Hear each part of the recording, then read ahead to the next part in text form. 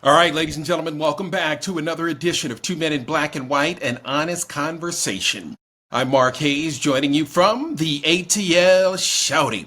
All right, let's get right into it. He said he was going to do it. He said he was going to go after his political enemies, and now he's done it. He's indicted James Comey. And yes, you can indict a ham sandwich, but why would you indict a guy who's got besides the Hillary Clinton decision, a pretty much flawless reputation?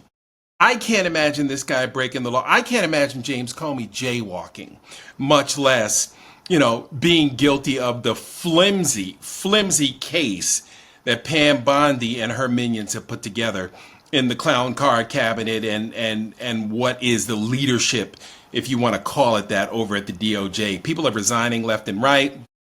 They just think the rule of law is dead. And here comes, this lunatic Trump putting pressure on her to do, the unthinkable. Because this was unthinkable up until now in the United States of America. Bracken Ellis joins me from the beautiful confines of the beautiful Hudson River Valley. Brock, what say you, my friend? I mean, your boy is just out of control. I mean, the Trumpster, Cankles McTaco Tits, is just a lunatic. He's gonna be written, when the history is written on this, it's gonna be so disgustingly ugly. I mean, why would anybody want to be a part of this? Because some really, really believe that America's a Christian nation, Christo-fascist nation, and they believe in the white supremacy, and they're swallowing the autocracy because they won't accept the diversity, as you said on our last episode. So that's what's behind it. Comey, I don't know if Comey was a trial balloon, just see what he can get away with, see if there's pushback. It's a sloppy indictment because the lawyer who's doing it, I guess an insurance lawyer, pageant winner, right? Yeah, who's already had 3 briefs, kind of thrown out by the judge because they were done improperly. So it's not a well executed indictment. I mean, but the real problem is the fact that it's happening at all. But it doesn't. I can't imagine this going anywhere. But we know Letitia James is on the list somewhere. He's threatened Adam Schiff. A sitting senator seems like a really not a great target for him to go after. That's going to stir up the entire political world. Comey, Comey maybe doesn't have the same kind of allies because he's not in the seat right now. But I don't think, it's not going to work. And in the end, it'll be a nuisance for Comey and cost him a lot of money, right? Because he's going to have to defend himself. I can't see any chance in hell that he's actually convicted of something. Of anything. But that's not even the issue, right? The issue is, what is the Department of Justice doing? It's way out in the open. They fired the last prosecutor who refused to bring the case because he didn't think anything was there. This is, yes, it's dangerous, but it's an embarrassment for the country. It's an embarrassment. It's such a breach of rule. It really is. And it really signals the lack of awareness that Donald Trump has with his position, his authority, his influence. No other president would dare try to influence an attorney general to bring a case against one of his political foes. This is all about retribution. This is all about get back, right? How many names are on the list? Right? But political foes, this is an ex-director of the FBI. This isn't just some guy from Queens that Trump's trying to get back at, because he didn't put enough cement in one of his fucking sidewalks, right? This is the head of the fucking FBI. So that's what makes this a big fucking deal, right? And why Comey's even such an enemy is bizarre, right? It's he's an enemy, there's thousands of enemies. The definition of a Donald Trump enemy, right, is anyone who either, disagrees with him, calls him out on his total lies and bullshit, right, confronts him in any fucking way, shape, or form. Those all of a sudden get painted as enemies of Donald Trump. Right. No, it's the whole idea is a fraud. Trump's a fraud. The sad part is how many people go along with it. So that's when the history is written. It's going to be all the people who have gone along with it. The fuck are they doing? Right. I wonder if Putin's going to be influencing his get back list. Putin's got some people he like McFaul. He'd like to go after McFaul because of his understanding of, the Russian oligarchy and how the government works over there and Vladimir's criminal influence on the entire planet. We could start going through names, right? Peter Strzok, Jack Smith. Who knows? He may even go after fucking Garland, right? And he's going after Lisa Monaco was the number 2 or the number 3 in that Garland DOJ. Now working for Microsoft. Trump had a huge Truth Social, basically threatening Microsoft to fire her, right? Just like he's still threatening Disney to fire Kimmel, even though kind of Kimmel looks to have won that battle. So maybe Trump loses all these battles and continues to lose face and continues to lose approval because of this. But no one in the political class has the balls to go against him. So Mike Johnson and all those cohorts in the Congress and Senate are all in lockstep. They may chirp a little bit, except Thomas Massie. We'll come back to that in the Epstein files. And of course, the Supreme Court rules everything, as you point out all the time, rules everything 6-3 in Trump's favor. Right. They overturn lower courts left and right. I mean, they're giving executive powers on shit that is clearly, not the purview of the executive branch, on spending. Right. Justice Clarence, I can't, this guy, just knowing that this guy took Thurgood Marshall's seat makes me sick to my stomach every time I think about it. But this clown apparently today said that, legal precedents are not the gospel. What the fuck does that mean, Clarence? What does that mean? That means you're open to overturning anything. Right? Everything's back on the table. Yep. Yeah. Bring anything. Bring anything. Yeah. Bring anything. If it looks good to Trump, it looks good to us. I mean, look, again. Women's suffrage. Thought that was settled in what, 1908 or something? Nope. Oh, let's bring that back. Yep. Bring that back on the table. They're talking about revisiting a Humphrey's executor versus the U.S., a 90-year precedent that limits a president's ability to remove members of some independent federal agencies without cause. Without cause now. Oh, because the whole idea of having to show cause is getting in the way of them firing the black woman on the Fed, right? So now we got to look back to a century to unwind it. Right. I mean, this guy, how are we going to do this for 3 more years? When is it going to be enough for the American public? Where is the tipping point? Right. Yes, America, sane white America and black America, and I guess Latino America, the left, the ununified left, but still agreeing on almost every topic, but not able to actually get together as a team. Right. From our couches with our keyboards and our phones, and basically supported Jimmy Kimmel and won the battle against Disney, won the battle against Trump, and won the battle against Sinclair and Nexstar, who have now all rolled over and are, after a 2-show boycott, are now showing Kimmel again in all the local networks. Well, so I'm sure those phones rang off in a city like Seattle. You're not going to show Kimmel? I bet they blew those phones right off the hook. Washington. Which shows that things can get done. Especially with economic pressure. Target was the model. Target was the model. We knew the Disney battle could be won economically. All that had to happen is people had to cancel their trips and cancel their subscriptions. And Disney would have an oh shit moment, which they did. Yep. But what? Hey, that's keyboard warriors. That's keyboard warriorship, right? That was it. That was a keyboard war. Yep. That didn't involve anybody getting hurt. All you had to do was take a couple hangnails, maybe some fingernails got cracked along the way. I mean, Yeah, pretty nonviolent. That was a pretty nonviolent confrontation there. Right, right. I mean, it's just ridiculous. No, and look, again, America has got to wake up and smell the fucking coffee because this fucking guy is breaking shit to the point where I mean, we've talked about this before. Are we going to be able to fix this in our lifetime, Brock? Are we going to be I don't able know. to get our democracy back? Right? We've got so many issues we've got to fix. We got to fix the electoral college.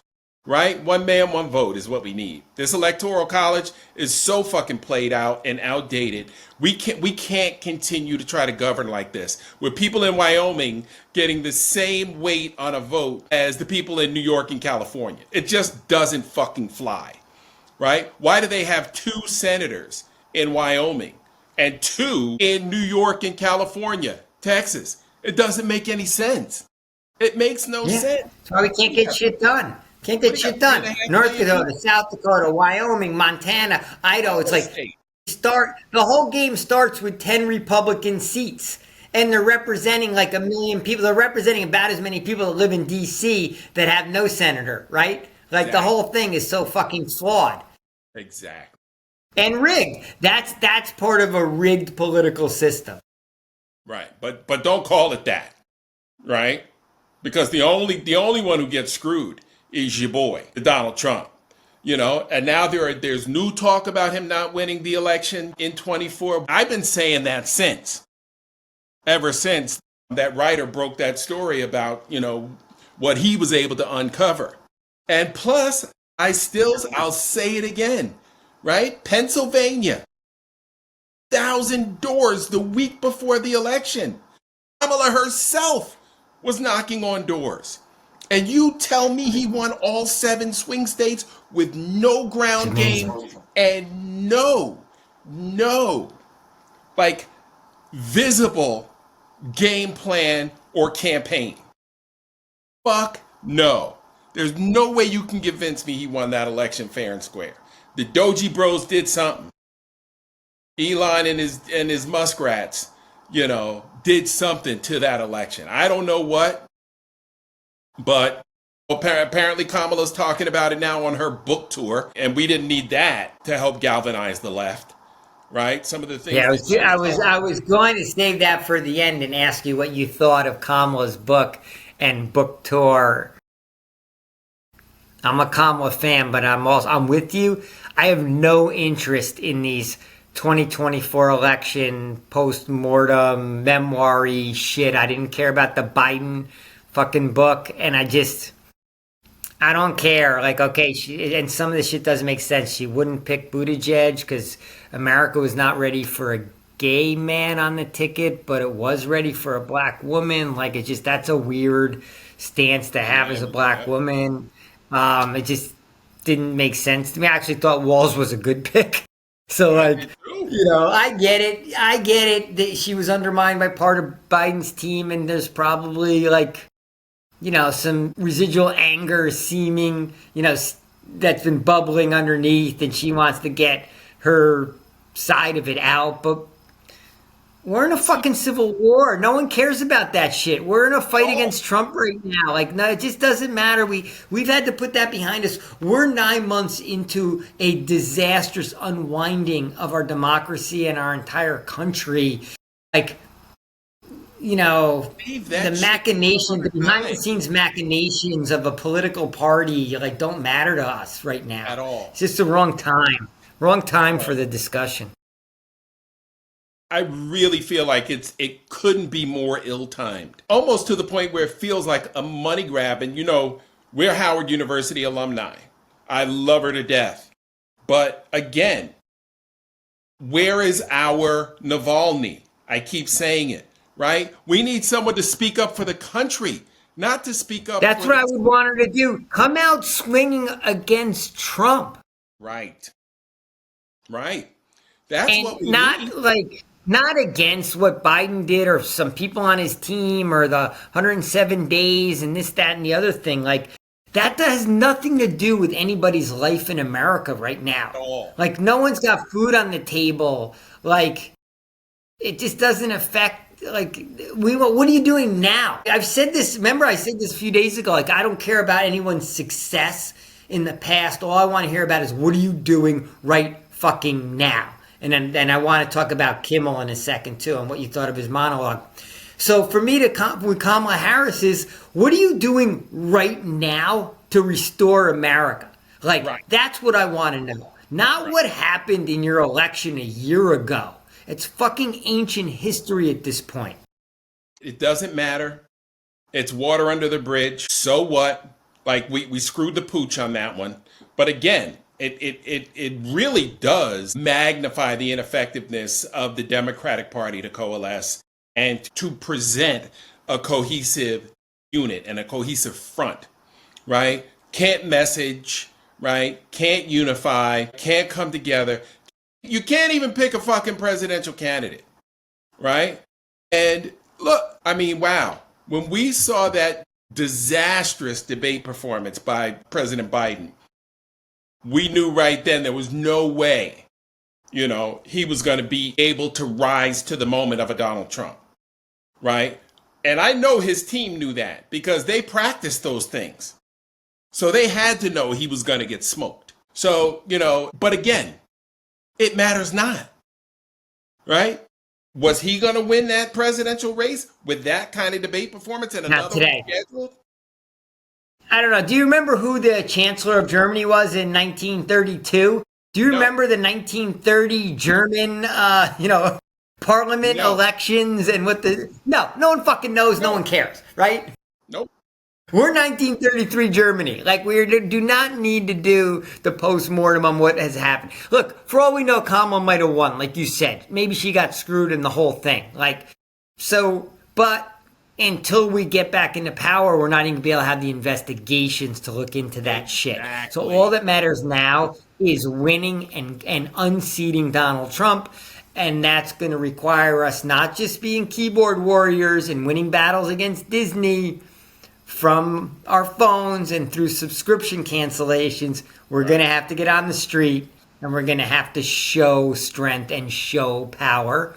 Huge. Maybe we do that at the next No Kings rally. Speaking of showing power or not, what was your thoughts on the Kimmel monologue? We talked about, last time we spoke, we were heading into that because we've had to take a couple of days off. And I was worried he was going to come too soft.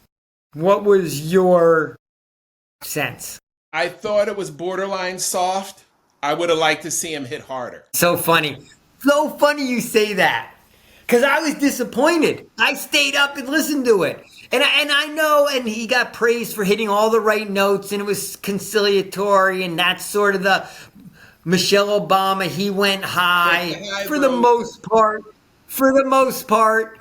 I thought it was a little soft. I didn't think he spit enough fire. I thought that should have been he should have gone after it more. Getting upset about Charlie Kirk's wife. We don't fucking care about Charlie Kirk's wife and her distress. The husband was a Nazi. He fucking had horrendous shit to say about most of America. He was divisive as they come. And, I'm sorry that another person on the right decided to shoot him because they have their own problems on their side about who's even militant enough. But that whole play to the Charlie Kirk crowd, and I'm just tired of that. We don't. Look, if I don't see the value. If they watched you, they were going to keep watching you when you came back. If they didn't, they weren't gonna. Okay? That was an opportunity for Jimmy Kimmel to unite the left. And he chose not to do it. Maybe he wasn't allowed to do it. Look, he and his wife make their living off that show. I get it. But he's been doing it 23 fucking years. Okay? If they blow you out of there, something tells me you got enough nuts squirreled away that you're going to be fine for. Yeah. It's not even about money. How much money do keep talking about this? How much money do people fucking need? He has enough money to live a great life. It can't be just about the money, right? Maybe he wants to do the show and loves having the platform. I get that. but you can make the transition to independent media and the audience, a Right. portion of the audience becoming the. I get it. It's not the Right. same as having that big a perch every night. I understand why he wants to keep the job. Yeah, I was disappointed. I thought that's good that you point out it was a chance to unite the left, and he tried to play that. Oh, I'm going to try to unite everybody card. That's not And happening. this country just can't be united right now. Like, that's got to be down the road. First, we need to restore American democracy. And then we can talk about how, and we have to defeat the MAGA white supremacy movement. Then we can talk about how to trying to get some of these MAGA people to adjust to a multiracial, multicultural America. Right. But until we address that point, there's no like unity and handshakes across the aisle and this and that. Like, None if of that. racism is your number one driver of your life, then like until you get over that, we can't have a restored America. Like, you have to acknowledge the fact that you're living in a country that has a whole bunch of people that don't look like you in it. And that goes for everyone. You have a bunch of people in this country who don't look like you, Latinos, Native Americans, Asians, right? Everyone. We have to be able to just live with each other. So there is no unity until that's acknowledged. But Brock, their entire business model is based on hatred of others. That's the entire business. Yeah. Charlie Kirk has an $18 million mansion overlooking Beverly Hills. One of the finest homes in all of Beverly Hills. Right? Turning Point was an $85, $90 million a year hate-filled. How much does it cost to put a tent up on a college campus? Right? Now you've got those same little Nazi fellas running up on black college campuses trying to sit down and having a debate with people over at Tennessee State. Somebody's going to get hurt doing that. Yeah. MAGA needs to be defeated, Yes. not unified with. There's not going to be any, we're not coming to accord with them. Their outlook on the country is too radical. They've traded authoritarianism so that they can get their racism. Like, the country can't operate that way. That's not the majority. We have to get back to majority rule, and they have to adjust to a multicultural, multiracial society. Period. The rest of us don't have to adjust to the fact that we have these white supremacists running around and we have to like share power with them, or right now, like live underneath their power. Like, that's not where we're going. And that, yeah, I totally agree. I don't think that, to me, I was like, Kimmel didn't move the needle. He played to an America that doesn't exist anymore. Yep. And he had the chance to do something big. I mean, big. Because, I mean, think about the numbers that he got that night, right? Probably some unprecedented numbers. And I never even looked to see the numbers because I was so unimpressed with the monologue. And, you know. Tamping down. Oh, sorry. Go ahead, Mark. Go ahead. Sorry. No, I mean, again, someone fails to rise to the moment.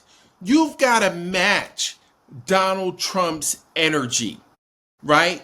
And you've got to match his hate with the fact of the matter that democracy is more important than his stupidity, right? And that he had every point to he had Donald Trump that night and sit there and tell us in chapter and verse why this guy is bad for America, why he's bad for free speech, why he's bad for entertainment, why he's bad for business, why he's bad for the economy, why he's bad for America.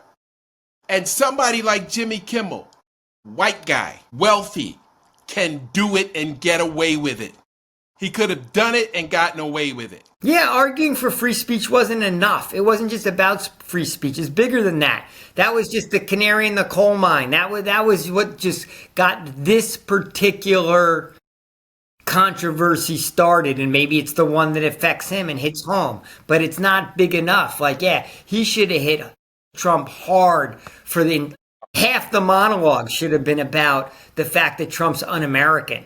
And Right. Just bringing up the fact that, Pete Hegseth is also cracking down on journalists. Like, that's not enough. That's that's just another minor piece of a huge puzzle, right? It's the healthcare, it's the ICE agents, it's the fact that we stopped feeding starving kids in Africa, it's the ripping down of education. Like there's it's the loss of rule of law.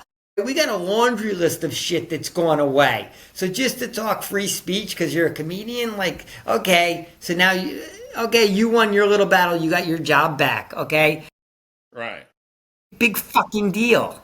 Like, yeah, didn't meet the moment in my opinion either. I was just really interested you thought that way too because you got so widely praised for it. I thought maybe I was a total outlier. And I haven't talked about this with anyone since it happened. I thought I was a total outlier that I was disappointed and thought it was soft. No, bro. I mean, it was such an opportunity. I was so pissed off. Obviously I was preoccupied, but I just really felt like he would have brought it home for us. Right? And started the whole... Brought more fire. Yeah. We needed him to spit fire. We needed him to start a roll of momentum, right, into the streets. Right? Because more people having more to say and piling on it and raise the agitation level. Exactly. I just don't understand the whole idea that tamping things down is the goal. Tamping things down is not the fucking goal. No. Like, that's not the biggest problem in America. Isn't the fact that there's some violence going on in small little pockets. The biggest thing going on is we've lost the fucking democracy and the rule of law. So we don't have to just tamp things down and see how we can try to unify and get along. We'll get along on what terms? Get along on the terms of having no rule of law? Get along on the terms of having no democracy? Like, no. Right. Makes no sense. We need to amp things. Because we're in a civil war. Things need to be amped up. We need to regain power. Yep. And being conciliatory and like statesman-like is a fucking loser's game right now. We don't need it. We don't need it. We need we don't need shooters. We need killers. Right? We need somebody. Which is why Kamala's Kamala's spending her time, the airtime that she's getting with all these outlets because she's on the book tour, whether it be The View or Colbert or wherever she's going, and she's spending her time talking about how she made her vice president's decision a year ago. No one fucking cares. Nope. It doesn't change the state of play in America one iota, what your thought process was back then. Like, what you're using your platform right now for that when she should be spitting fire at Trump. Why can't she be part of the anti-Trump leadership? You know what Trump did when he lost? It's about the money. What did Trump do? What did Trump do when he lost? He became the number one critic of Biden for 4 years. And then he stole secret documents and never got prosecuted for it. And won the nomination and then won the presidency. But he didn't stop for a second from criticizing. Not 1 second. Right? But, see, the Democrats' problem is constantly taking the fucking high road. That's not going to help us. That's not going to help us at all. Not at all. That's not going to get anything done. It's not moving the needle. Kimmel found out the hard way. All these people are going to be remembered for taking the fucking high road when our democracy was crumbling.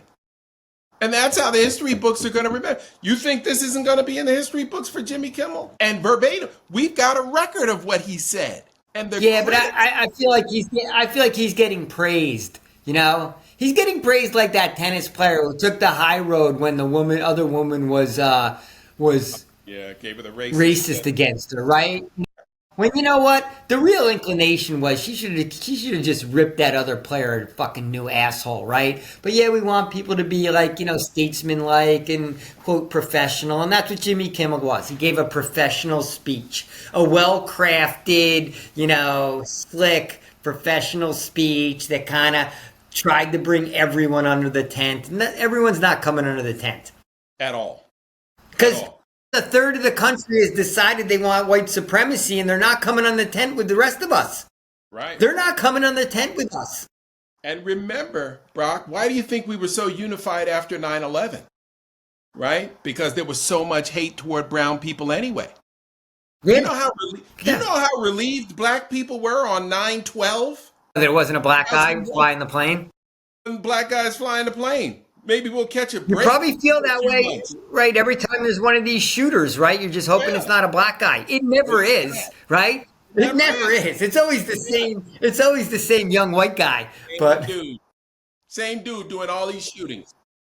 He's they've got got different more. name. There's that Yeah, guy, and apparently there's that guy in every county. Every yeah, county's got that guy.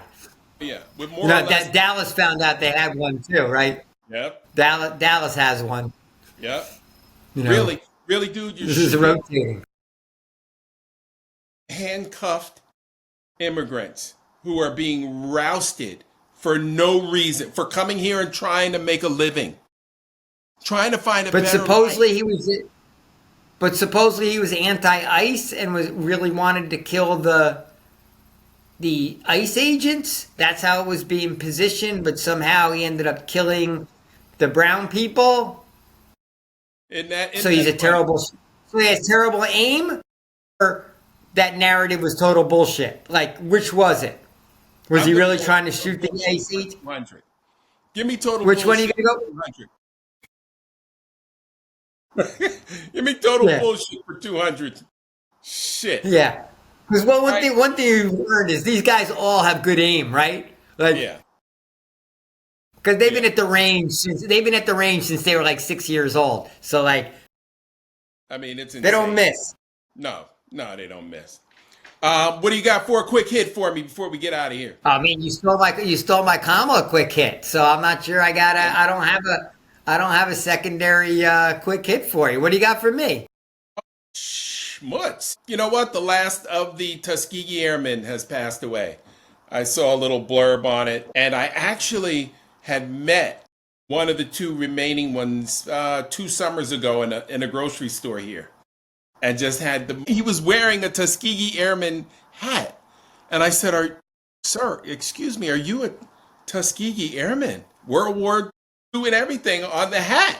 And he said, "Yes, I am." And he told me I can't remember his name right now. I'm getting old, but I had the greatest conversation with him. I took a picture with him. I came home and Googled. I was so excited. I came home. I Googled him. I watched when Tuskegee Airmen movie first came on. Had a huge cadre of big name black actors: Malcolm Jamal Warner, Cuba Gooding Jr., Lawrence Fishburne. I mean, just a bunch of great stars. And it was really, really moving to see.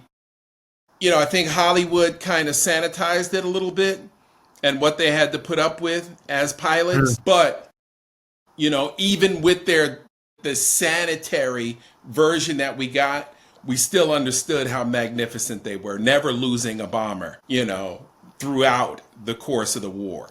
So, I don't know if it's dumb luck or if it's incredible skill, but, their record speaks for itself. Is the Smithsonian fucking whitewashing that history like out of the museum? Like, is that a Sure they part are. of the history that's getting purged from I'm sure they are. the rolls? I'm sure they Because are. that's sad. Well, with the last guy passing away, it makes it easier to even tuck away the story, like in a broom closet, right? Take it off the walls. We don't need to talk about that. And over at the national, what is it, the African American History Museum, there is a Tuskegee Airman uniform that was worn by Frederica Whitfield's father. She's the CNN anchor who's been on CNN for probably 25 years. Her father was a Tuskegee Airman, and his uniform is the in the museum on display. And she interviewed actually the curator who had written a book, and he had come to Morehouse for a book discussion, and Frederica was there interviewing him. And it was a magnificent conversation, and he talked about how crazy that the idea was to put all these African American artifacts and African American stories in one place to mark history. And the end result is just magnificent. For those who have gone, it's a very moving experience. They will tell you that. I'm one of those who have gone. Yeah. It's a great museum. I did it the wrong way though. I'm going to tell people the way to do the African American Museum is to go from the bottom up. Start at You the started lower at level and end at the top level. That I think. When I did it, I got on the escalator and I did the top level, which sort of was modern, right? okay. It was more, and it was more like about entertainment and stuff like that. And down on that basement floor is like the real history of blacks in America and the ships and the, like the real hardcore ugly side of stuff. So you don't start with like the success on the second floor. Like you should start with the hardship and work your way to the success.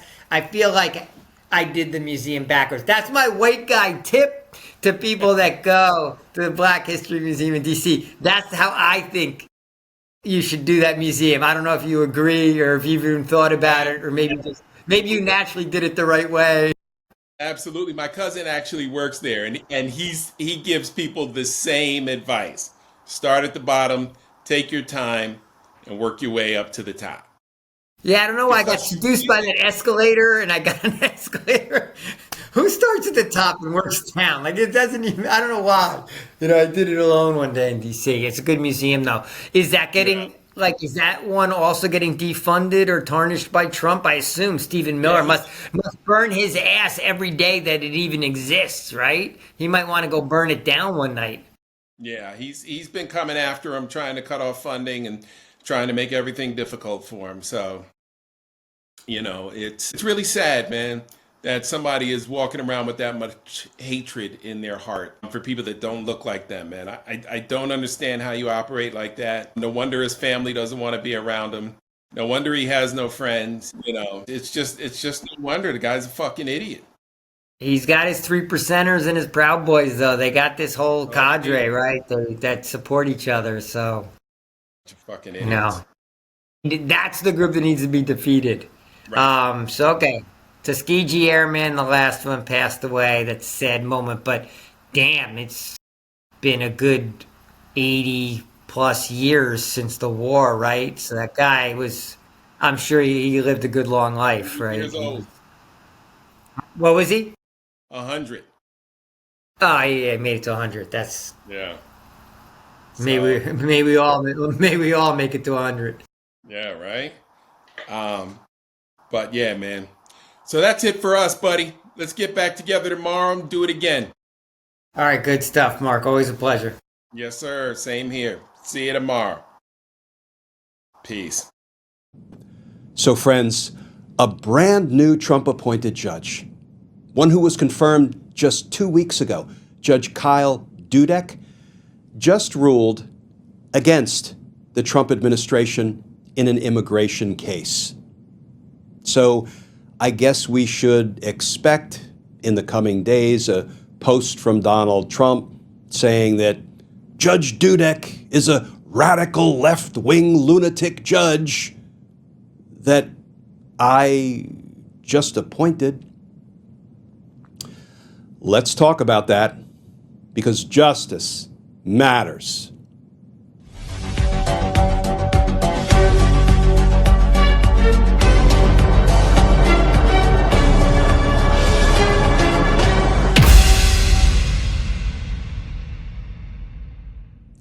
Hey all, Glenn Kirshner here. So friends, a brand new Trump-appointed judge just joined a rising chorus of federal judges who are ruling that the Trump administration is wrongfully using a particular law to deny immigrants access to the courts. Now, friends, before I turn to the new reporting, let me say this. This article I'm about to share with you didn't come from mainstream media, corporate media, legacy media, the cable news networks. No, I could only find it on independent media, specifically on Substack, on a site or a page called Migrant Insider. And friends, this continues to prove the point that independent media is the wave, not just of the future, but the wave of the present. So I will post a link in the description of this video to Migrant Insider on Substack, and I hope you'll consider visiting that page. So with that in mind, here is the new reporting by Migrant Insider. Another Trump judge rebels against mass deportations. Judge Kyle Dudek joins a wave of jurists slamming Trump's misuse of mandatory detention, ruling ICE likely locked up a longtime Florida resident under the wrong law.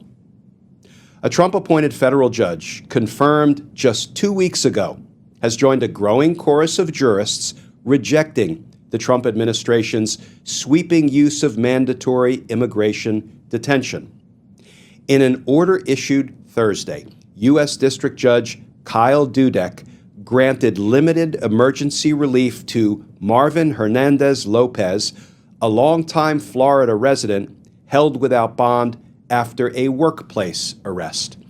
Lopez, who has lived in the U.S. since 2013, is married with children and runs a small business. He's seeking a waiver of unlawful presence from U.S. Citizenship and Immigration Services, but instead found himself locked inside Glades Detention Center under a statute that requires mandatory detention for arriving aliens. Judge Dudek ruled that there is a substantial likelihood Lopez is being held under the wrong law, one meant for migrants at the border, not those with deep roots in the country.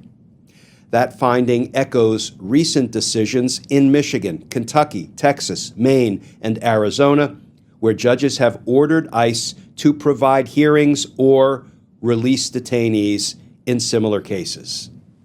And friends, let's turn right to Judge Dudek's order, and I'm only going to read 2 or 3 sentences to give you the flavor of it. It is a pretty dense legal ruling analyzing 2 separate immigration statutes, one that is basically meant for people who are apprehended at the border, and others that are meant for people who have been in the United States, have established roots, and, depending on in which category a particular immigrant is placed, there are pretty dramatically different rights that the immigrant has when they are taken into custody. So against that backdrop, here is just a little bit of what Judge Dudek said. Turning to the merits of the case, Lopez, that is the petitioner, Marvin Hernandez Lopez, has shown a substantial likelihood of success. Boiled down, Lopez alleges that he is unlawfully held under Section 1225b2, that's the law that governs arriving aliens, which mandates his detention, instead of under a separate law, Section 1226a's discretionary detention scheme, where he could be eligible for release. And as a result, his continued detention without a bond hearing is unconstitutional. And Judge Dudek concludes in part, Lopez has demonstrated irreparable injury in the absence of immediate relief. Quote, "It is well established that the deprivation of constitutional rights unquestionably constitutes irreparable injury." So friends, newly minted Trump-appointed Judge Dudek ruled against the Trump administration and granted, in part, the relief that Marvin Hernandez Lopez sought.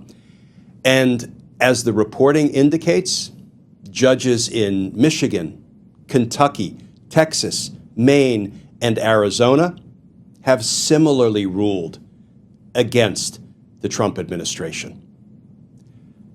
Because justice matters.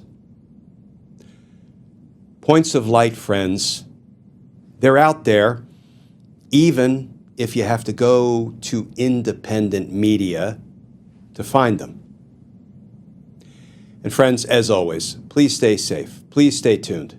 And I look forward to talking with you all again tomorrow. We have a bombshell update about the Jeffrey Epstein files released to the public, and we now know of some new names that have been associated or may have been associated with Jeffrey Epstein, starting with Elon Musk. In addition, moving to Peter Thiel and also Steve Bannon.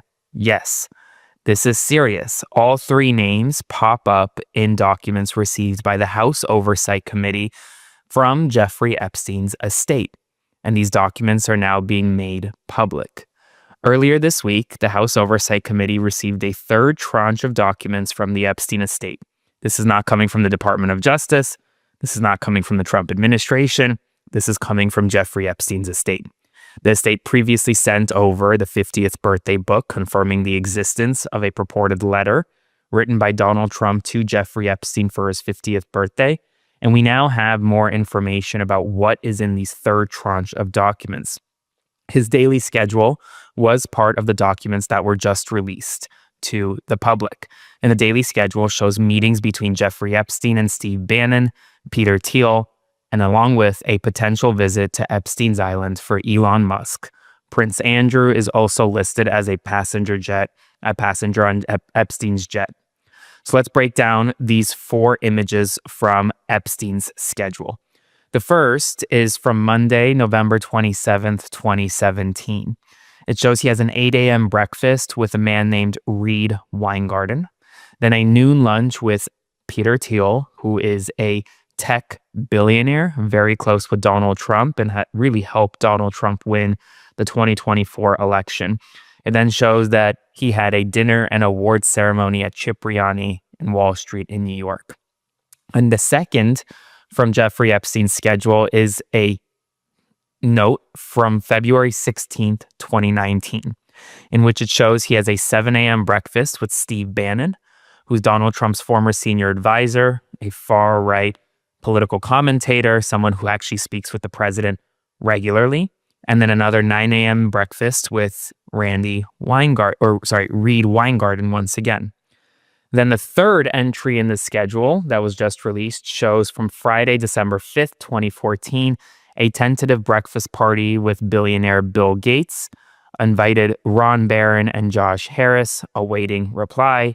That's a TBD tentative. Then a Saturday, December 6, 2014 entry showing reminder Gregory Rich is on holiday in Aruba from December 6th through 13th. And then reminder Elon Musk to Island December 6th. And then in parentheses, is this still happening? That shows that Elon Musk may have been visiting Epstein's Island. What we don't know is whether or not Musk actually went on that trip. Musk has not publicly commented one way or the other over whether or not he ever went to Epstein's Island. And then the fourth document released to the public today is a passenger manifest from Hyperion Air Incorporated, which shows essentially a manifest of passengers on one trip taken by Jeffrey Epstein on May 12, 2000 from the island to West Palm Beach.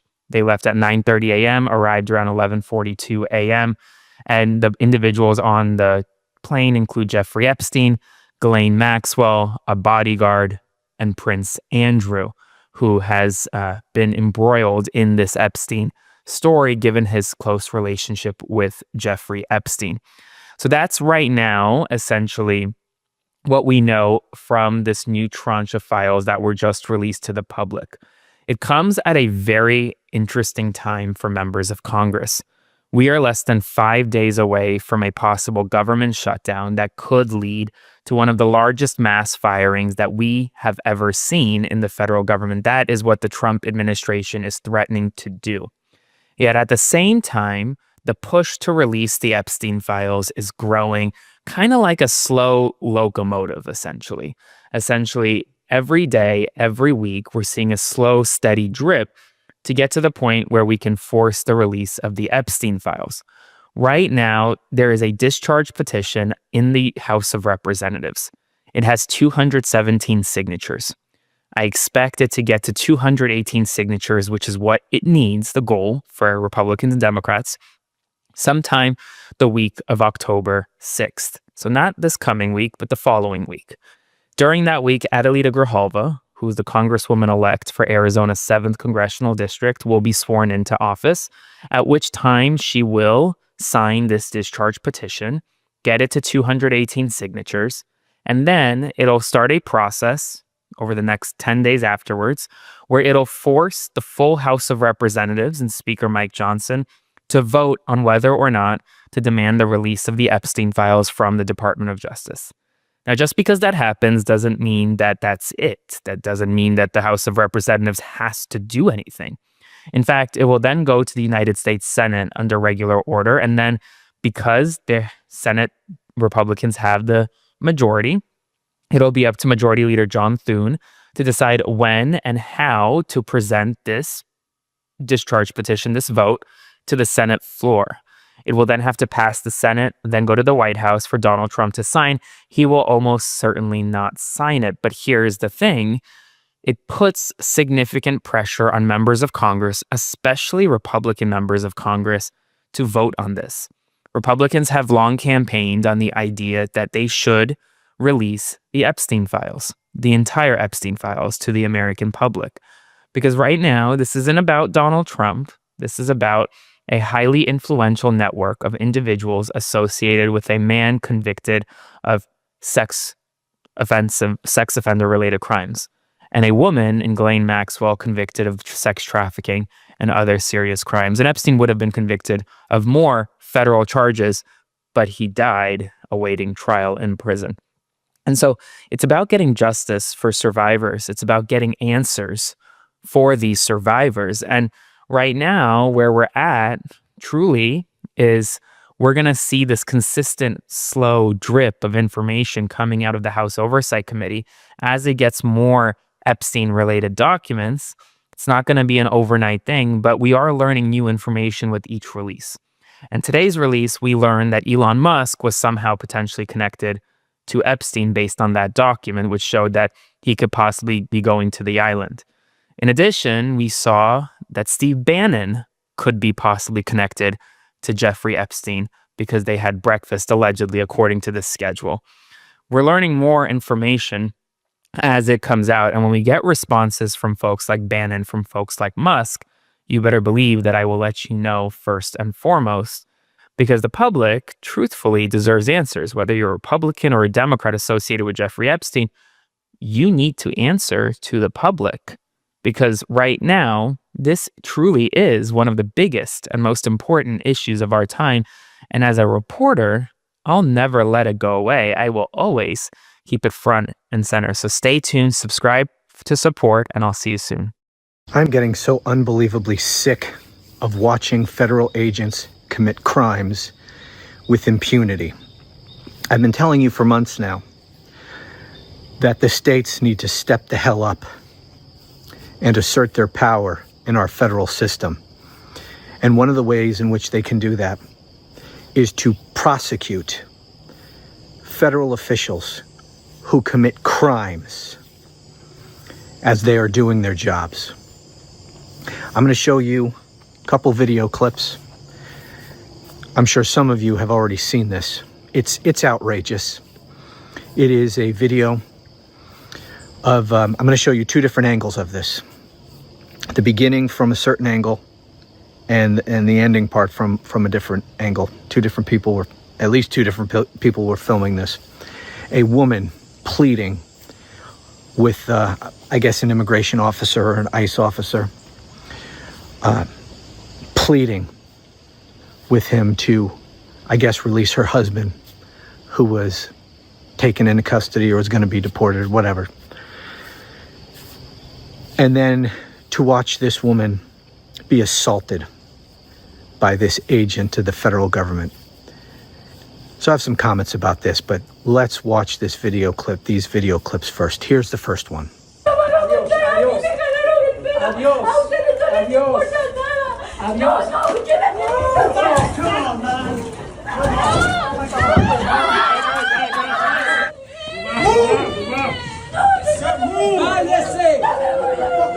Guys, this is beyond outrageous.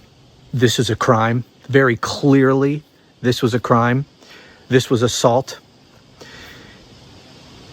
Law enforcement at any level are only authorized to use such force as necessary to do their job, to effectuate an arrest, or to detain someone or whatever, to defend themselves, whatever it is. They are only allowed to use such force as is necessary and proper given the circumstances. Now you see this video. This woman did nothing to deserve that. She did not assault the officer. Did she touch the officer? Yeah. Should she have? Probably not.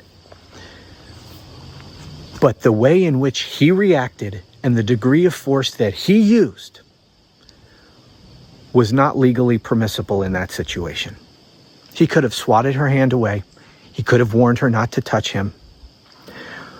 But to take her and slam her to the ground for touching his arm? No. No, that is not legally justifiable force. That is assault, and that is a crime. Now that assault took place in the state of New York. The state of New York should charge that man and prosecute him. And this kind of thing we see play out over and over again all across this country. Now, if these things happen in red states, we know they're not going to do a damn thing about it. But a lot of this stuff is happening in blue states. California, Chicago, this one in New York. Why have there been no arrests and prosecutions of these federal thugs who are committing crimes against American citizens? And I don't care if they're American citizens or not, doesn't matter. Against people. They're committing crimes against people. Their citizenship status is irrelevant. I don't know what the citizenship status of this woman is, and it doesn't matter, even if she was not here legally, because we see this all the time, and you'll hear these MAGAs defend it. Oh, they're illegal aliens anyway. You don't. So you think that means you can't be found guilty of assaulting someone unless they're an American citizen? That's bullshit. It's a crime regardless of their citizenship status, regardless of any kind of status.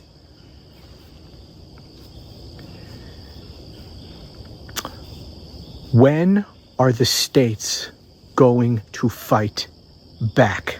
I've been telling you since even before this piece of shit took office. Once I saw that Congress was going to be controlled by Republicans, I told you the only real way to fight back against this is in the states, that Democrats need to embrace federalism. And I see countless numbers of these thugs who work for ICE and Border Patrol and whatever other agency, and sadly even some state police, committing crimes, assaulting people, sometimes extremely violently. And for these fucking thugs to assault women like this, I'm seeing a lot of that. Saw one just a few days ago. I think it was in Chicago. There were some protesters outside an ICE facility, and a woman stood in front of a police vehicle leaving the facility and was holding up a sign or saying something, and they just violently threw her to the ground and then stood her up and choked her. When the hell are the states going to step up? There is no limit to what this criminal organization, this criminal administration will do. There's no limit if they're not stopped. If the plan is we'll just wait for the midterms. If that's the plan, it may be too late by then. Even if Democrats win big, regardless of whether it will be too late or not, waiting until the midterms, that's a bullshit plan. While American citizens are being assaulted, and it's not just they're being assaulted, they're being arrested and disappeared just like people who are not here legally are. I don't know how many friggin' stories I've read about American citizens being illegally kidnapped off the streets. People need to wake the hell up. One more thing I wanted to mention. Who the hell were those other law enforcement officers? Because I'm not exactly sure which agencies were involved. That one thug, which agency he was from. I believe he was a federal official. How about those two at the end? Who were they? So they were obviously from a different agency. Who are they? They're just standing by, letting this happen. Have you noticed, whenever we see videos of excessive force used by police officers or law enforcement of any kind, they're usually not there by themselves. There's usually other law enforcement officers there. And almost always, they're either helping to assault the person or they're just standing around watching. You know, they are law enforcement officers. They were witnessing another law enforcement officer commit a crime in their presence. If they were actually doing their jobs and upholding their oaths of office, they should have arrested him right then and there. He would like to throw them in jail. But I think that the key to what Trump is doing is he is trying to make all of his opponents fearful.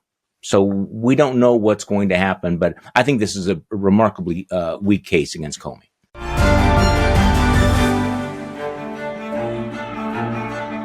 Hi, I'm Fergus McPhee, and welcome to the Trump Report on Times Radio. You can watch us every day, Monday through Friday, on our YouTube channel, and you can also listen and follow the show wherever you get your podcasts.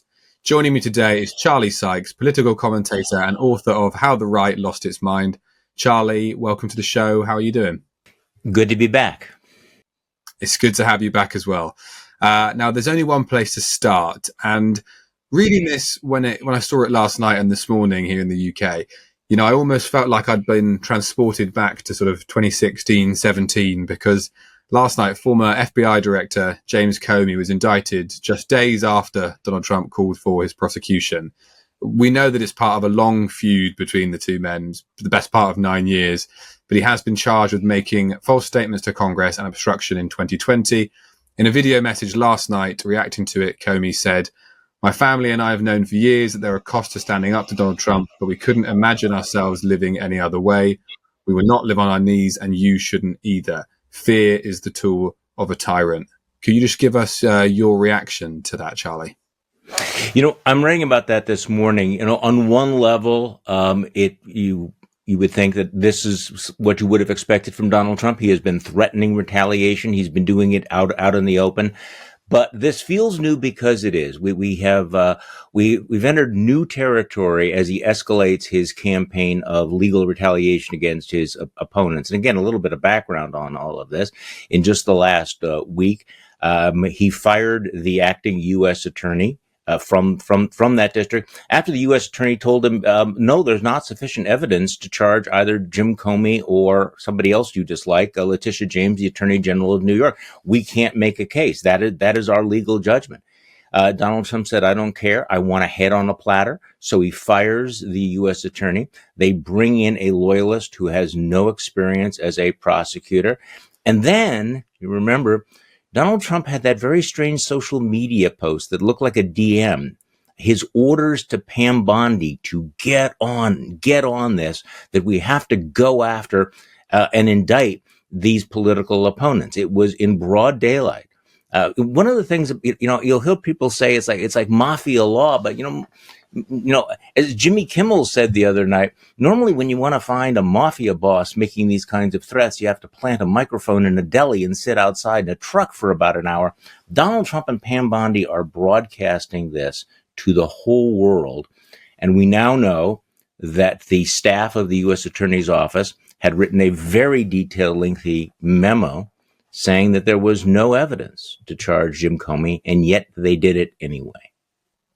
You mentioned a mafia boss there. Would you liken it to that? Because I think the Truth Social post that you're talking about was made on Saturday, and it says, "We can't delay any longer. They impeached me twice and indicted me 5 times over nothing. Justice must be served now." Yeah, would you liken that to the sort of language of a mafia boss?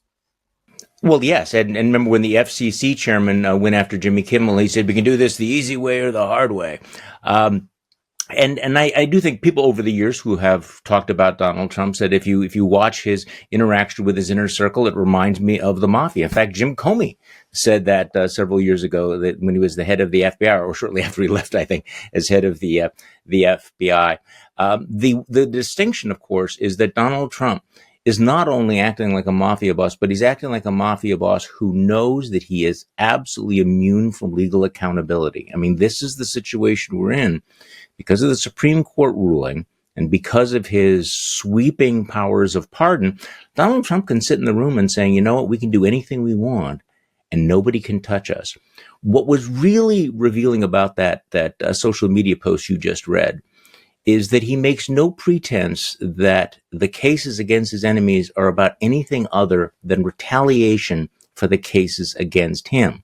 We always ought to remind ourselves that the sitting president of the United States is a convicted felon who had been indicted on more than 90 counts.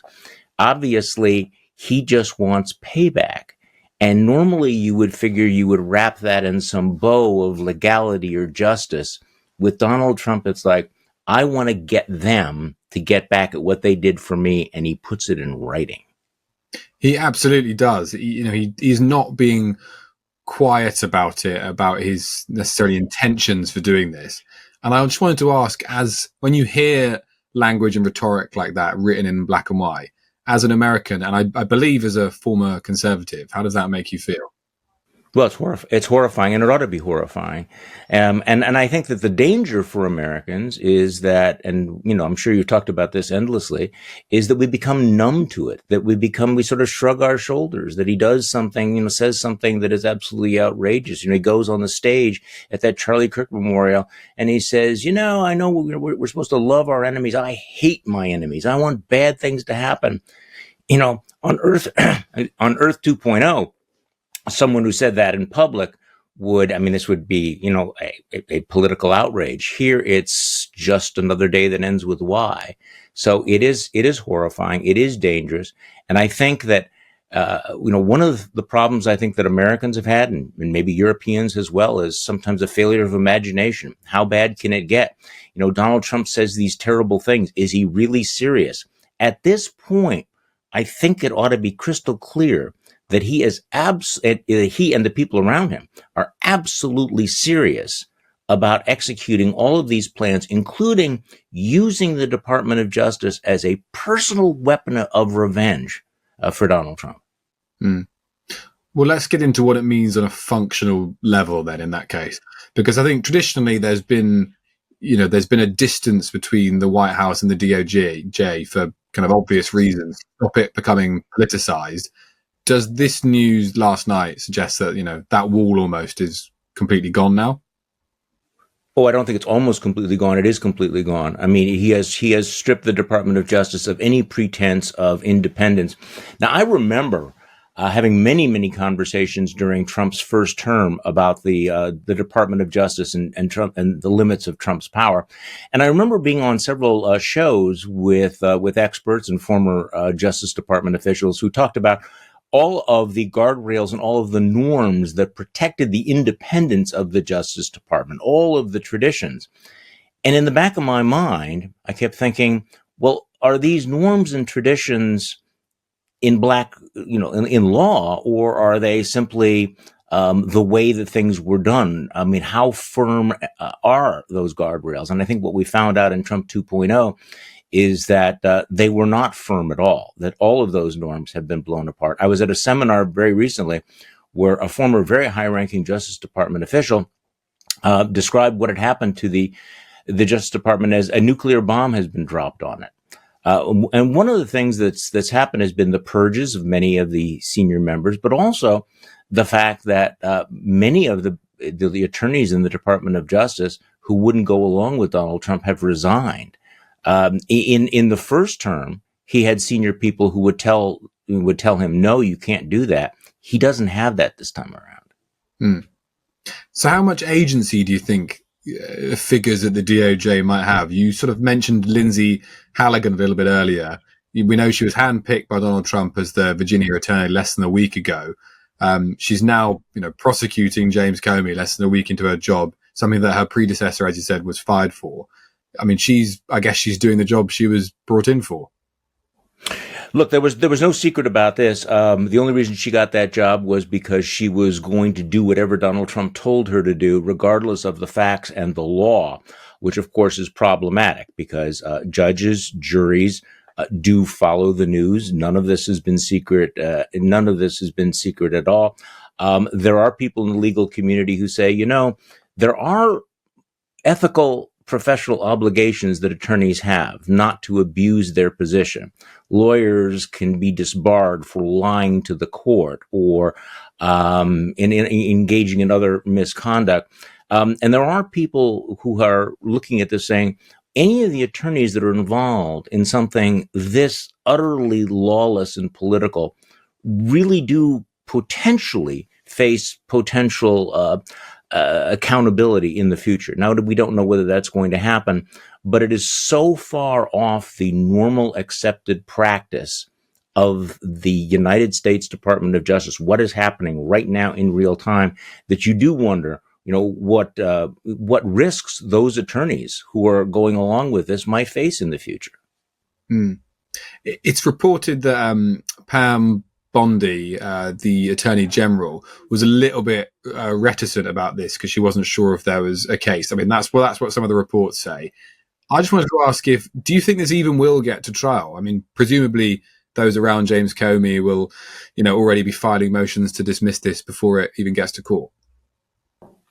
Well, I don't know. I mean, we don't know which judge it's going to get to, but I would say that they have weakened their hand dramatically, because all of the things that you and I have been discussing will be part of the case. You don't think that Jim Comey's lawyers, and they are some very, very good lawyers, are not assembling this saying, look where this case came from. Here is the memo. Here is what the president ordered. All of these things are going to make, I think, any federal judge really skeptical of this case. So I don't know what's going to happen, but I think that they have dramatically weakened the chances. But again, I think it's also important to understand, and the Russian dissident, former chess champion Garry Kasparov makes this point. Donald Trump does not need to have all of his opponents thrown into jail. He just needs to ruin their lives. He needs to put them through the ordeal. So in Donald Trump's mind, just simply indicting and having James Comey booked and have to pay, $1 million in lawyers' fees he's satisfied with. I mean, he would like to throw them in jail, but I think that the key to what Trump is doing is he is trying to make all of his opponents fearful. So we don't know what's going to happen, but I think this is a remarkably weak case against Comey. I'm sure members of the Trump administration would argue that Comey has brought this upon himself because, the Russia probe, we know it did find evidence of interference, but it didn't find any conspiracy or collusion by members of the Trump campaign. I mean, do you think the Trump administration would have any point that Comey has brought this upon himself? I don't think so. No. I think that this has been thoroughly investigated. I think it's been thoroughly documented. The Russia hoax was not a hoax. The Mueller investigation did not find collusion because there is no such thing as collusion under the law. But you read through that very, very detailed report, and there's no question about Russian interference. And by the way, that was underlined by a bipartisan report in the U.S. from the U.S. Senate at a time when Marco Rubio, I believe, was chairman of the committee. So again, this is part of Donald Trump's attempt to rewrite and erase history. Comey said in his video address last night, I'll read it out again. He said that my heart is broken for the Department of Justice, but I have great confidence in the federal judicial system. Do you? I have more than a lot of people do. Now, what will the Supreme Court do? I mean, the big question in the United States is how far will the 6 conservative members of the Supreme Court go in helping Donald Trump do what he is doing? The lower courts have performed pretty well so far, even Trump appointed judges. So at that point, I agree with him that it's one thing to make allegations in a social media post. It's one thing to go to a MAGA rally and make charges, or to appear on Fox News. It is a very different world when you go in front of a federal judge with the federal, rules of evidence, when you have to make a case before a jury within the rules. That's a much, much tougher deal. And clearly, lawyers are trying to explain that to Donald Trump, and Donald Trump is saying, I don't care. I don't care. I just want to hurt these people because I think they hurt me. And so the lawyers that are trying to tell him the difference between being mad at somebody and charging somebody is a huge one. And we've seen this play out over the last 7 days. He just doesn't give a damn. Mm. The FBI director, Kash Patel, I mean, he almost used your words there, but he sort of said it out loud, wants to hurt them because they hurt us. I mean, I guess, what does it say about the state of political discourse in the US? It's ugly and it's dangerous and it's getting worse. I don't know how else you can describe all of this. And I think part of it has been that until now, there have been people, particularly in the Republican Party, who have been in denial about this or have rationalized this as, well, okay, that's what they say, but no, well, we need to look at what they do, or some such thing. Now it feels like the masks are being pulled off one after another, that they just don't, there's no subtlety, there's no pretense, there's no mystery behind any of this. But I guess when you look at Kash Patel's words, I mean, he referenced the previous corrupt leadership. This isn't just a Donald Trump thing, right? This is kind of infected the whole of American politics. It has infected the whole of American politics, and particularly on the right. Everyone who wants to stay relevant or stay in the tribe needs to echo what Donald Trump is saying. And what Donald Trump is doing is, and this, by the way, this goes back to the whole mafia thing. In the mafia, you're a made man if you kill somebody, because then you have you've gone so far that we own you.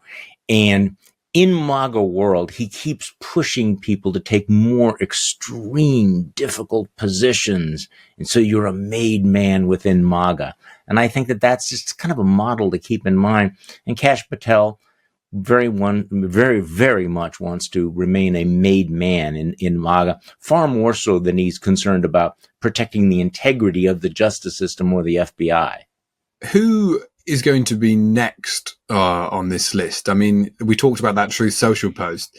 He wasn't mentioning Comey by name necessarily. He was talking about a whole host of people. Oh, yeah. No, I think at this point, it seems certain that he's going to go after his former national security advisor, John Bolton, maybe the former CIA director, James Brennan, Attorney General, New York Attorney General Letitia James, another one of these targets that the lawyers said there's just no evidence to charge, or they're going to do it anyway. And there's a massive investigation into George Soros, who has long been a target of the right, and all of George Soros's organizations. So I think you can expect all of that, and then sort of like over the next hill. You can see that Donald Trump has made it clear that he is going to use the power of the government to go after other organizations, progressive nonprofit organizations. I don't think that his campaign against the media is anywhere close to being done. So, with each success, I think he becomes emboldened, but he doesn't seem discouraged even when he loses in court, because he's got this sort of raging desire. I have a window to hurt the people who hurt me, and I'm going to do it. This is something I've spoken about with other contributors on the show. The sort of court cases and legal battles, are almost part of the strategy, part of the Trump presidency. And as you just say there, if he does bring these cases against people, whether they get thrown out, whether they're found guilty or not guilty, it ultimately doesn't really seem to have any impact on Donald Trump, does it? No, not at all. In many ways, then he goes to his base and he says, "I tried to do X, Y, or Z, and these liberal radical activist judges prevented me from doing it." He also knows the amount of pain that you inflict simply by filing the lawsuit. The moment he sues you for libel or defamation, the meter starts running, even if it is completely baseless and groundless. I mean, he filed that, what was it, the $15 billion suit against the New York Times. It was so ridiculous that the judge threw it out in about 5 minutes. But he also knows that he can get media outlets to pay him lots of money. What was it? ABC paid him $16 million. CBS paid him millions of dollars. Again, not because the suit had merit, but because nobody wants to deal with the hassle and the vindictiveness of Trump, who will use civil law and government power as kind of a pincer move on private companies and the media. And just finally on this, when it comes to all this legal action, is it the American taxpayer that's footing the bill of it all? Oh, absolutely. Yes, the American taxpayer is going to be on the hook for all of this, which seems to be, again, one of the connect the dot patterns that many of Trump's great schemes ends up costing the American taxpayers, whether it is the billions of dollars of taxes that he unilaterally imposes, or the bribe of the Qatari jet that's going to cost U.S. taxpayers $1 billion, or the bailout of Argentina, or the new ballroom in the White House. It's interesting. On one level, he's always posturing as the guy who's going to cut government spending, right? Make government smaller. And he is just spending money on the craziest, the craziest stuff on a regular basis. Well, from one court case to another, we'll just end on this because this morning the president has announced a new raft of tariffs that will come into place on the 1st of October. A little look at it. It's 100% on branded or patented pharmaceuticals, 50% on kitchen and bathroom cabinets, 30% on upholstered furniture, and 25% on heavy-duty trucks. I mean, when I saw this, I was quite surprised. I wanted to ask if you were shocked at all, because we know that only last month a court ruled against some of the tariffs that are already in place, and that's going to be going to the Supreme Court next month. Yeah, no, I'm no longer shocked by anything he does with tariffs, and we don't know whether he's going to change his mind about that. As for the court case, he's basically daring the Supreme Court. I dare you to rule against me, because he will say this will cost U.S. taxpayers billions of dollars because you have to pay the money back. There would have to be these massive refunds. And unfortunately, sometimes the courts are reluctant to enforce the law if it's going to create that kind of an inconvenience. So he's counting on the Supreme Court to overturn the lower courts that say that he has abused his power. By the way, if the court sides with him, it will be once again a dramatic expansion of unilateral imperial presidential power. When he does things like what he did today, I think it's kind of a threat again to the to the Supreme Court. That if you rule against me, think about all of these other things that are going to fall. But also, there's always the danger, and I think that he wants to plant this fear in the judges' minds that he will simply ignore their rulings. He hasn't done it quite yet. He's played around with it, but that's when you have a undeniable constitutional crisis. Yeah, is that possible with the Supreme Court? Well, okay, so on the renditions of migrants, what happens if the Supreme Court were to say you can't do X, Y, or Z, and Trump says I'm going to do it anyway? Who's going to enforce it?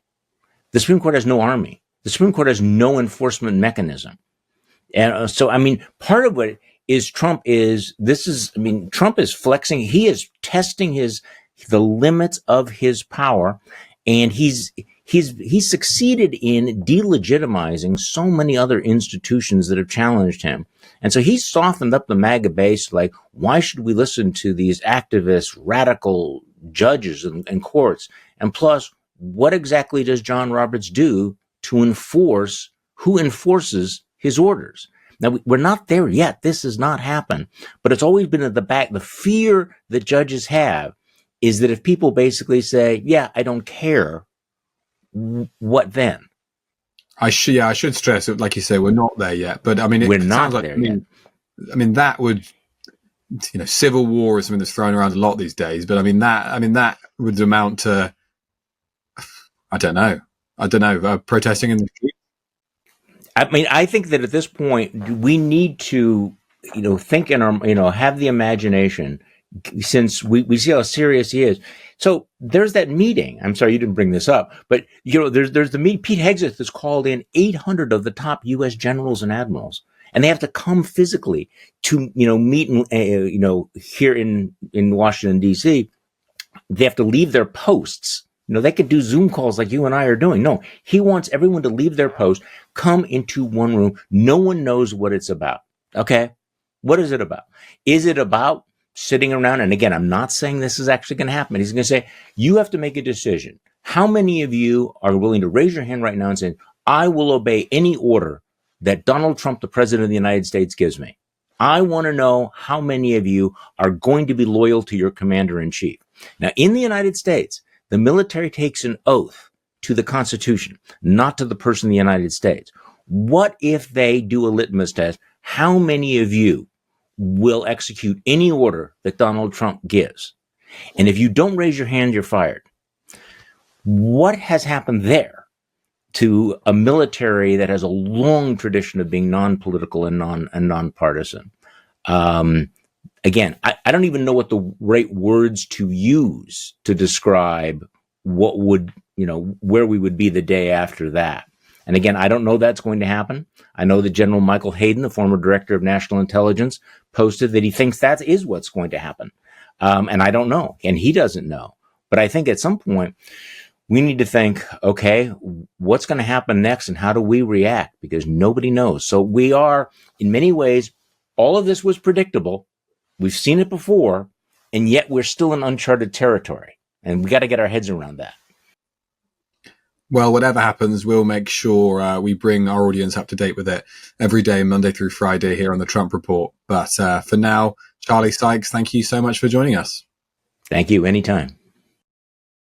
What's up, everyone? Welcome back to Punching Up. I am your host, Maya May, and apparently Christian nationalism has hit prime time. People are actually starting to talk about it because once we had that Charlie Kirk Memorial meets UFC competition, pyrotechnics, I think people are starting to pay attention, which is why I am so excited about today's guests for Punching Up. We have Tim Whitaker and April Ajoy. They're the hosts of the Tim and April Show, produced by their own org, New Evangelicals. Now, you've seen Tim on the show a few times. His face is very familiar. And the thing about Tim is every single time I learn something from him that makes my brain just go like, oh my God. And then I incorporate that into how I approach everything that is happening with today's GOP, which has nothing to do with the GOP conservatives of yesteryear. It has everything to do with Christo-nationalism, Christo-fascism, however you want to call it. And now also on the show, we'll be joining April Ajoy, who she was so in the thick of it that she was singing on the Jimmy Baker show. So, and she has a book called Star Spangled Jesus that I definitely want to talk to her about. So they have a new show. Well, it's not a new show. It's an existing show, but it's going to be new to Lincoln Square Media. So you're going to be able to catch them there. And there it is, the Tim and April show. But I am excited to be able to have them on Punching Up to introduce them to all of you. So without further ado, Tim, April. Hello. Boom. We're in. Oh, that was fancy. It was like transition. Boom. Transition. It was wonderful. It was because we were just talking before this that we have not been raptured, or we have been raptured. I don't know. That's the thing. Yep. Yeah. As of this recording, no rapture. Yet. But you never know. You never know. Yeah. I will say the original prediction was September 23rd or 24th. So yeah. And it can vary. And it can vary like that. So you have rapture trauma, April. And I want to talk a little bit about that. But before we do, let's talk about your new show coming to Lincoln Square. So this is exciting. It's going to be Thursdays? Yes. So right now, the Tim and April show is produced by the New Evangelicals, an organization that I founded, and that's currently run by Melinda Hale. And we go live every Thursday on YouTube. And April and I started doing this actually back on the New Evangelicals podcast on Fridays, kind of just covering the news, but giving our perspective as two people who grew up in Christian nationalist spaces and as conservative evangelicals.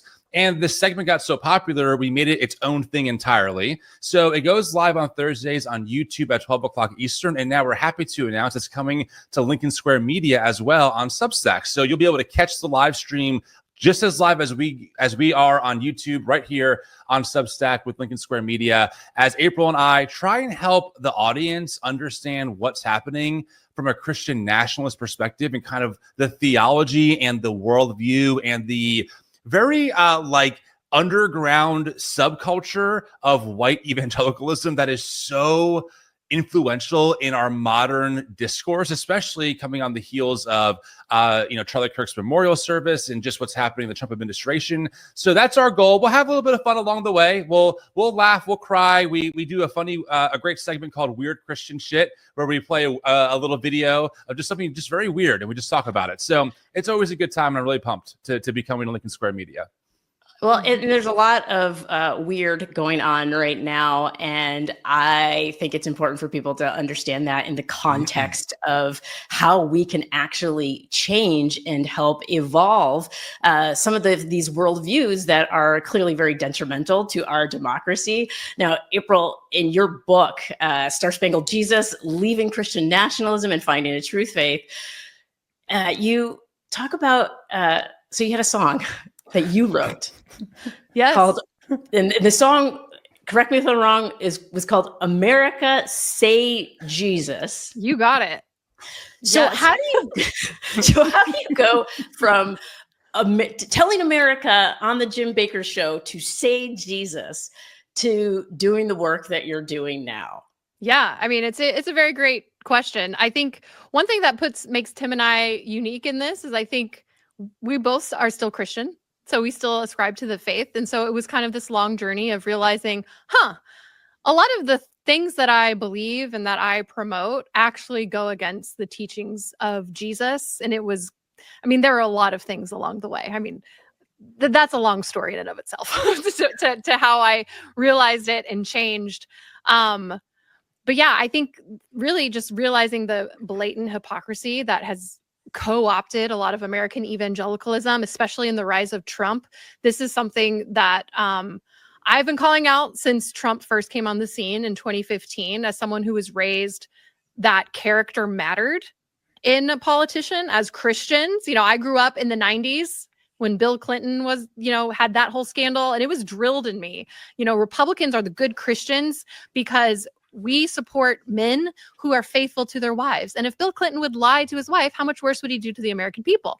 And then suddenly when Trump comes on the scene, it was, we're not voting for a pastor. We're voting for a president. And so it doesn't matter. And so that was very blatantly hypocritical to me, as it is. And so I started pulling the string of okay, well, clearly they're wrong on Trump. He's not God's chosen. He's not this great Christian holy family man. So what else have they taught me that is also wrong? And so I pulled that string, and that's why I very much call out Christian nationalism today. Tim and I both do. So that's such a familiar thing, I think, to a lot of people, where that cognitive dissonance hits in, and the story that they've been told growing up suddenly just doesn't resonate, and they have a certain curiosity and they start to ask questions. Now, in evangelical churches, for people, then when they start to ask those questions, Tim, what happens to the question, to a questioner?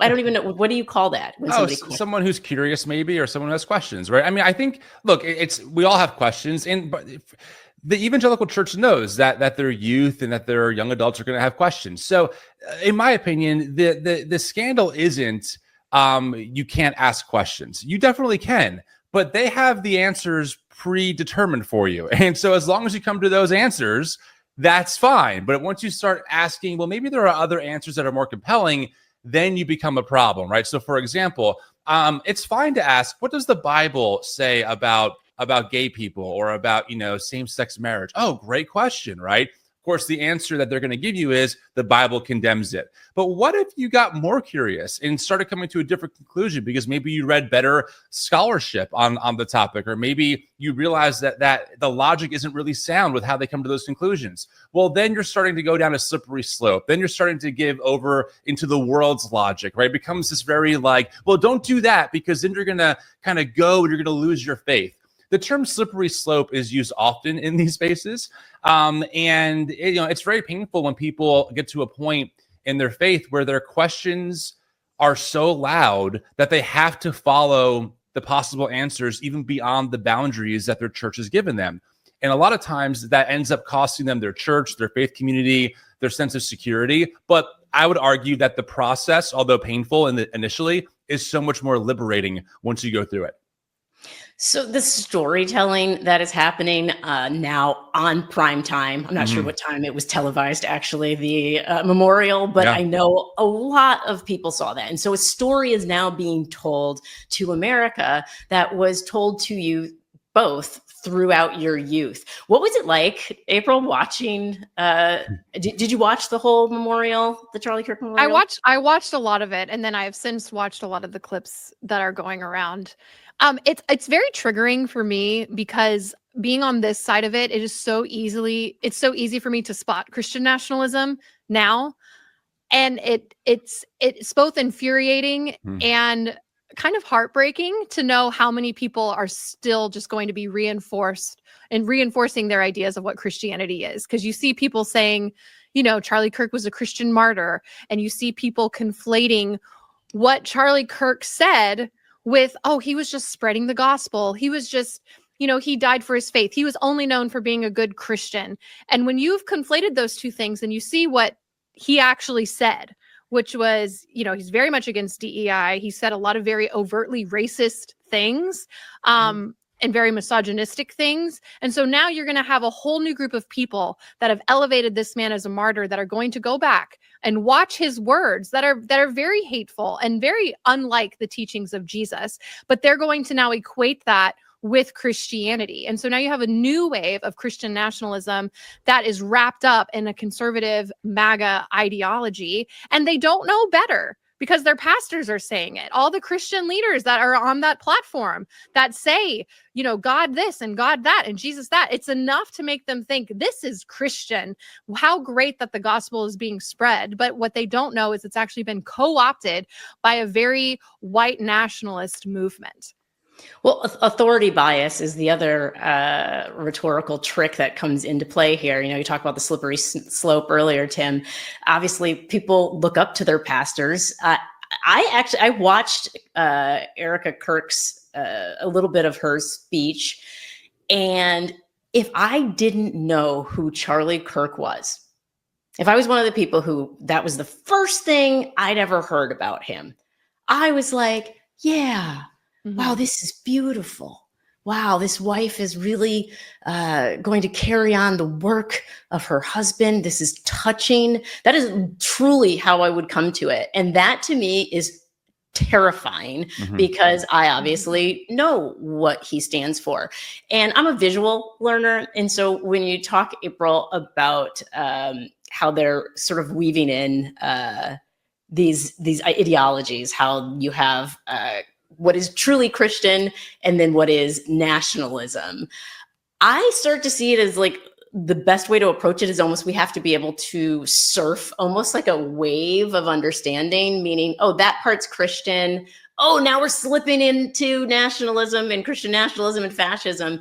And if in a way we can teach people how to ride that wave so that they can, I guess, spot it. I don't know if I'm describing that.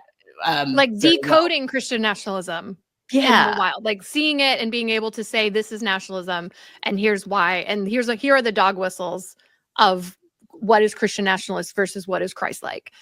Yes, that is what I want people to be able to do at the end of this show, is to be able to spot when it slides into Christian nationalism. So you have a lot of experience with understanding Charlie Kirk's worldview, Tim. You actually spoke with Rob McCoy, who was his pastor. And I was actually just reading in Raising Them Right, Kyle Spencer's book, about Rob McCoy and that interaction where it really is truly, it wasn't about going to campuses to debate. It was about a Christian worldview being pushed onto the rest of the American public through the youth. Can you talk about Rob McCoy a little bit and how that, and I think you mentioned it on this week's show that you had as well that came out today.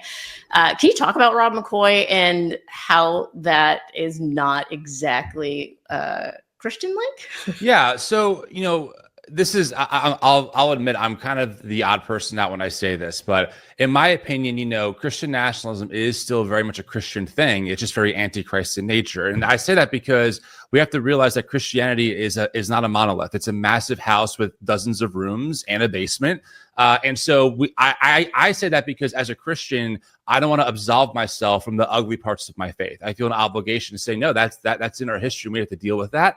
And that will help us better spot when those kinds of things come back up.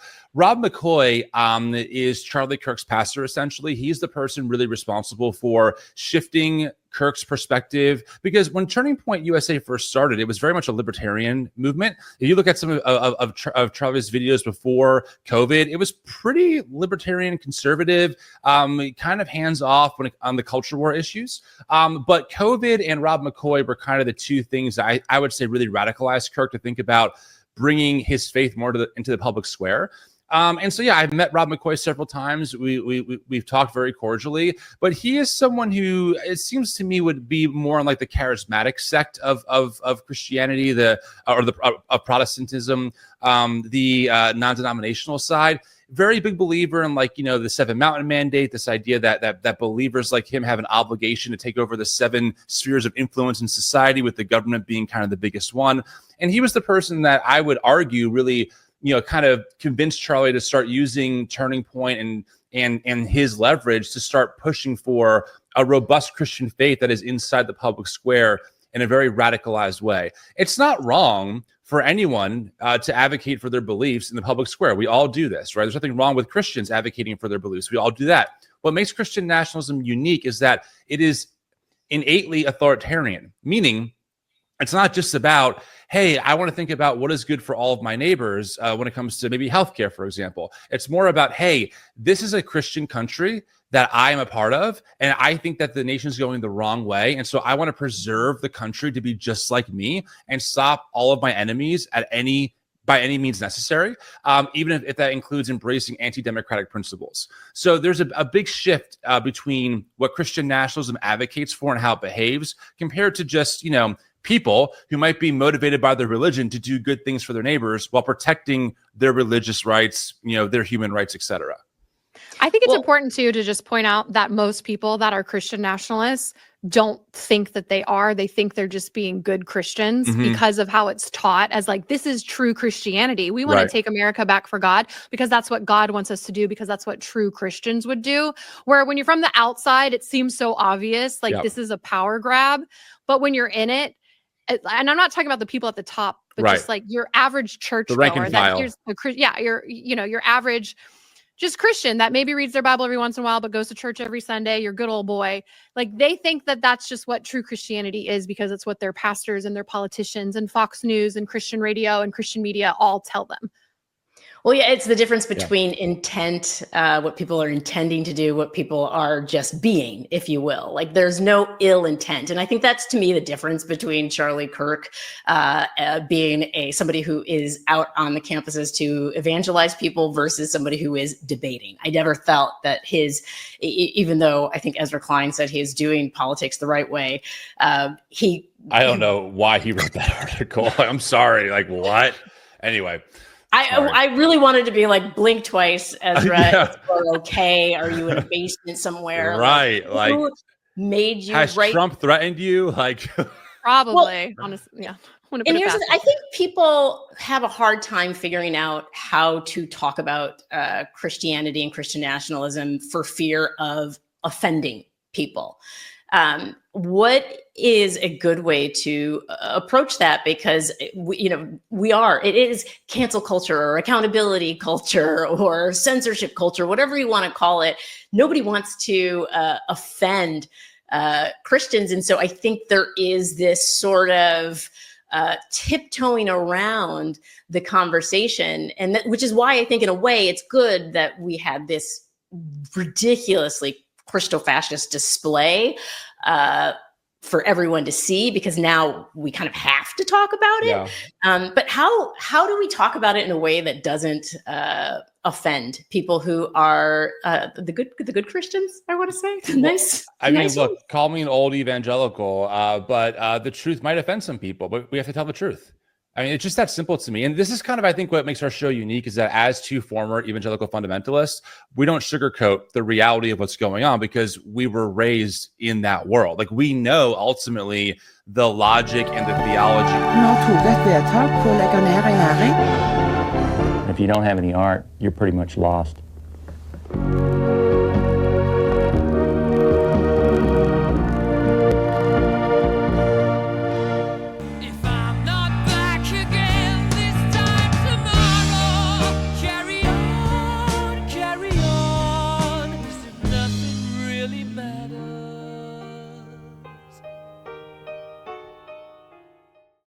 Kan noen være så snill å slå av internett?